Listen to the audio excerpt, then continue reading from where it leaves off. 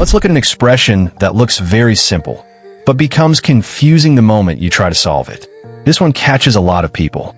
The question is, 8 plus 8 times 8, the whole thing divided by 8. At first glance, your brain says, oh, that's easy. But if you rush, you'll definitely get the wrong answer.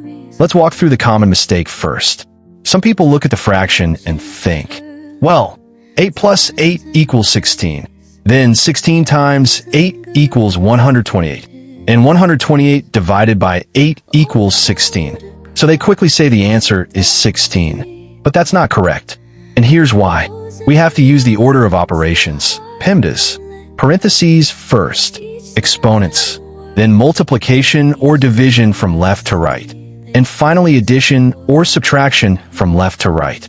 Multiplication and division have the same level, and addition and subtraction have their own equal level. But multiplication always comes before addition. So let's rewrite our question clearly. We have a fraction. The numerator, the top, is 8 plus 8 times 8. The denominator, the bottom, is 8. So the whole numerator divided by the denominator. Now inside the numerator, we have one addition and one multiplication. And according to PEMDAS, we must handle the multiplication first. So 8 times 8 equals 64. Now the numerator becomes 8 plus 64.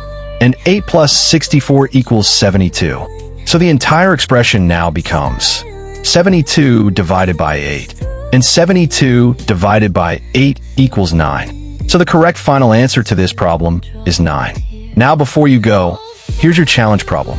What is the value of 7 plus 7 times 7, the whole thing divided by 7? Write your answer in the comments.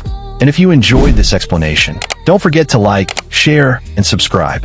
Thanks for watching, and I'll see you in the next one.